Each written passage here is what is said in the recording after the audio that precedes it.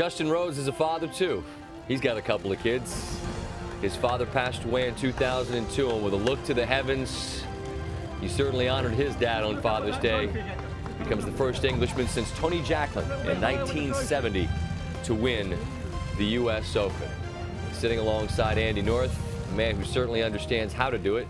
You've done it twice, and in our preview show this morning, you said, and I'm paraphrasing, that as a player, you might wake up on Monday, look at the paper, and realize, if I just went out and shot 70, I would have won. It's exactly what Justin Rose did. Absolutely. It's a great win for Justin Rose. He is in control of his game through the entire week. He got off to a very poor start on Thursday, was 4 over par at one time, and just kept fighting and fighting, and that's what you have to do at a U.S. Open. Speaking of fighting, if this is if the golf course is a fighter, then stop the fight. Right? Body blow, body blow, body blow is like getting beat to death with a sack full of pennies. It was hard to make anything happen. For Phil Mickelson, this is really the story of the day. Close misses. He hit lip after lip. Birdie on the first to start the day off, just misses. Steve Stricker, Andy, I know the pride of Madison, there were hopes for him, and it all went wrong on the second. This really hurt. Not only does he hit his tee shot out of bounds, and this is a hole they moved the tee up a good 50 yards to give the players a chance to reach the green in two, and you saw a lot of players run in a lot of trouble and end up making 8. Yeah, he had a shank after that. It was a mess. Phil Mickelson very nearly holed a bunker shot for eagle, then misses a birdie, again hits the lip, then to the other par 5 on the golf course, the 4th, Mickelson's second shot.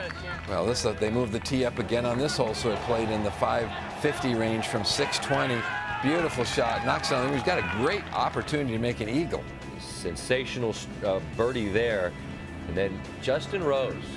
This is as unlikely a birdie as you're going to see. The 6th hole, very difficult hole. Yeah. He loves it. Anytime you can roll one of those, it's like stealing. And Phil comes back with, when he hits it in the hazard, he's been in the hazard 2 times this week.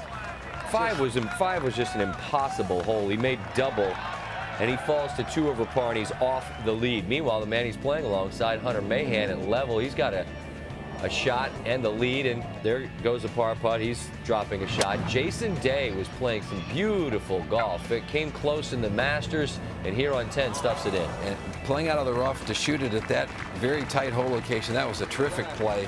Greens firming up just enough that you've got to be careful coming out of the rough. Made it, tied for the lead. Mickelson putting for birdie on 8 again.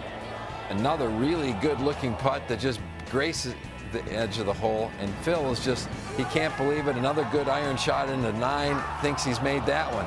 He played some beautiful golf and just couldn't make anything happen. I got an idea. Don't putt.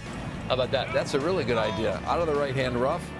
Talk about a dangerous shot. He throws it in there, lands it absolutely perfectly, and knocks it in for 2.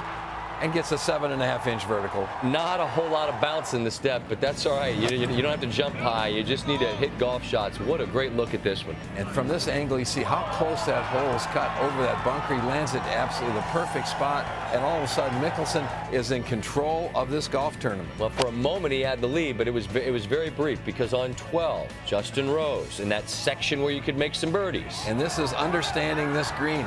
It slopes dramatically from left to right, but throws it up to the left and lets the slope bring it down for a tap in. And then here at 13, this is maybe the dagger that really changed this around.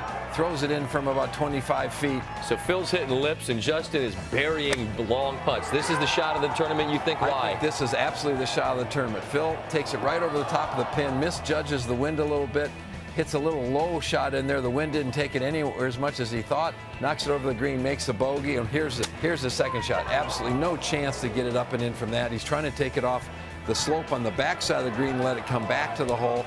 It didn't come back far enough, and that led to a bogey. So that you have the trade there between the 2 guys leading. You get one man who makes a birdie and another man who makes a bogey. Meanwhile, Mahan hanging around. What a shot out of the sand. Well, but that's also understanding the slopes. That's what you play the practice rounds. Understand places you can get the ball to come back to. Now, this is a monster par putt for Mickelson. Really the only putt he made all day long. And at this point in time, you really felt like he still had a great opportunity. He's 1 behind Rose. Meanwhile, Rose made a mess of 16. Hit it in the bunker, poor bunker shot. That led to a bogey. We got a 3-way tie until Mahan and Mickelson get to 15 and make a mess of that. Mahan from the rough, nothing he can do. Well, he's trying to throw it deep enough into the green. If he hits it another 5 or 6 feet, it comes back down. We had a little bit of rain, and that softened the greens a bit. Now look, Phil no chance to putt this ball. So he's going to take sand wedge and try to clip it. Catches it a little bit thin. You heard him say to Bones after his approach, because he's in the middle of the fairway, just didn't commit to his shot, kind of leaked it out there, it spun back, and then from there, you see what Mickelson does. He's hoping for better than that. Bogeys. He's 2 over par, 1 behind Rose, but there's still that brutal stretch to come. And you see that's where it all went wrong for Mayhem. Well, with that miss, that really ended his championship. Meanwhile, Jason Day, a chance to post 2 over par. That might have been good enough. It's yet another close call for a very talented young Australian who certainly seems to have the stuff to contend to maybe win a major. What a shot from Mickelson here. Oh, absolutely. Coming out of the rough, very difficult hole location. That is as good a shot as he said. We talked about the 4-iron at 17 yesterday. This is as good a shot. He puts it in the exact spot he needed to. Coming out of the rough, how he stopped it, I don't know. No one could get it to that level.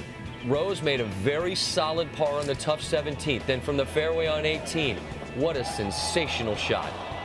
He thinks he's absolutely stuffed it, but the back part of this green actually goes away from himself. The ball gets into the fringe, but from there, it's a pretty easy up and in. Unless you're just trying to nurse a one-shot lead, but we'll check back on him because the drama behind Mickelson for a birdie to tie.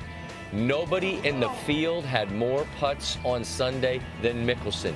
Back to Rose, who went with a 3-wood and very nearly worked. Just a simple little shot. At this point in time, he is absolutely convinced that he's going to be the Open champion. He pars 17 and 18. He's in, and a birdie must be made behind him. Mickelson on 17 very nearly got the right level to be close, but he had a wonderful tee shot, and the ball got right to the ridge and then rolled back down the ridge. If it creeps another foot or so on the tee shot, it rolls right down next to the hole. It may be the difference in that little bit of rain we had that softened the green just enough that may have kept it from getting up there next to the hole. All right, so Rose is watching, and he knows that there has been not one birdie made on 18 for the entire weekend. Mickelson's approach comes up short. Mike Davis from the USGA said if you hit the shot properly, you can make birdie. No, you needed to hit it perfectly. Not one birdie all week. And now Rose knows, I'm a major champion unless Phil Mickelson holds this third.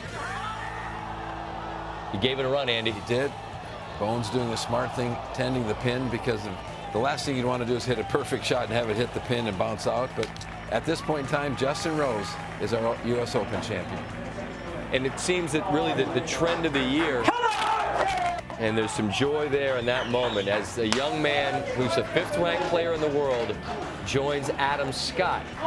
Very similar stories with the two. They're both very talented.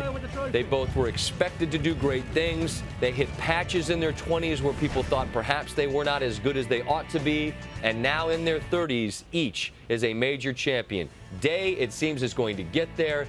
Mickelson was asked what he takes away from this weekend. He said, heartbreak. We also should point out Luke Donald, Steve Stricker. I mean, you see the numbers.